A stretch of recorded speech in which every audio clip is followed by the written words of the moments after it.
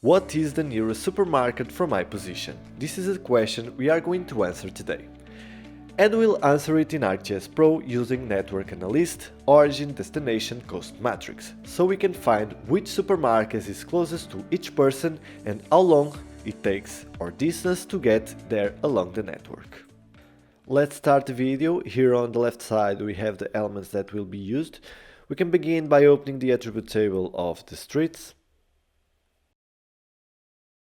Here we have three fields that are created by default, and then the fields that I created previously, the time walking, which represents how long a person takes to walk along the segment.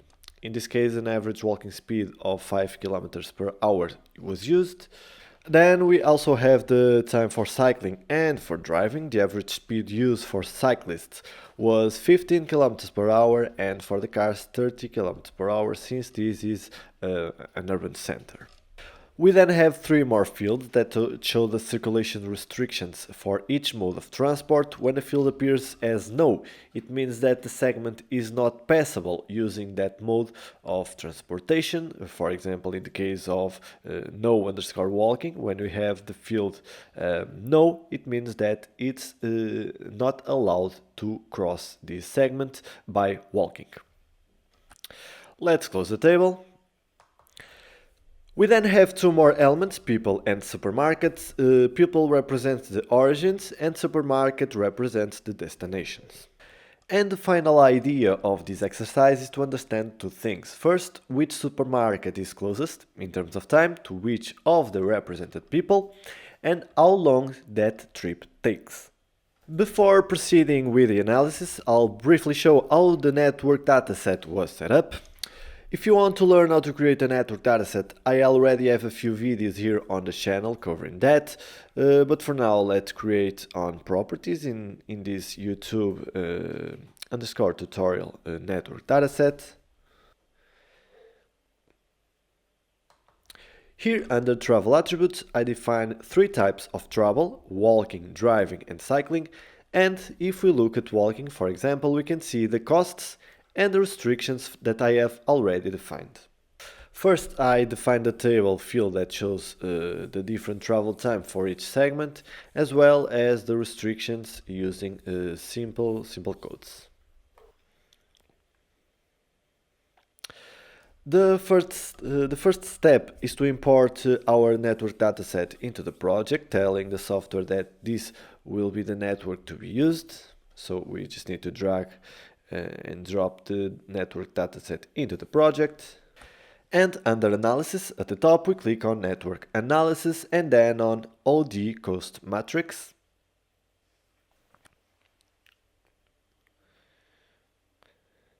We now have a new tab at the top which we are going to click, OD cost matrix layer. We will import the origins, which are the people in this case. Here we choose the people and we don't need to change anything on field mappings and fields. Click OK.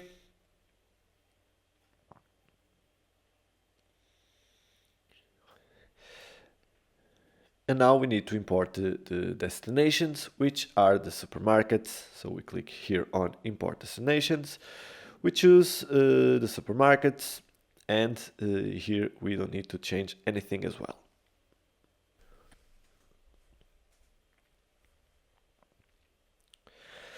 After loading the necessary information with the OD cost matrix selected, we can access the travel settings at the top. The analysis I'm going to run here focuses on the time it takes for people to walk to the nearest supermarket, so for that I will choose walking as the travel mode, and for the cutoff I'll select time and distance, and under destinations I'll choose one, meaning I only want the nearest supermarket. We can now click run and proceed with the analysis.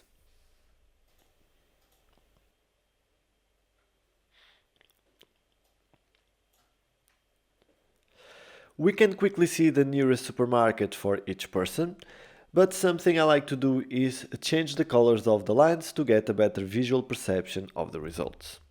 So we right click on the lines and click on symbology. We change here single symbol to graduated colors. The field will be the total time walking in this case. And I like to use a different color ramp, going from greens to reds, reds representing the highest walking time. So here we choose green, and here we choose red, and click OK. To analyze the results, these lines have an attribute table. So let's, for example, analyze this one here. We can see that the total time walking is 2.7 minutes and the total length is 225. 225 going in the streets, okay? Because the shape length, the line that is represented in the map, is actually 132 meters only. That's everything for today's video. This exercise ends up being quite simple, but is always important to have a solid foundation behind it. In other words, a well-created network dataset. Thank you for watching. If you like this type of content, don't forget to like, subscribe and comment what you want to learn next.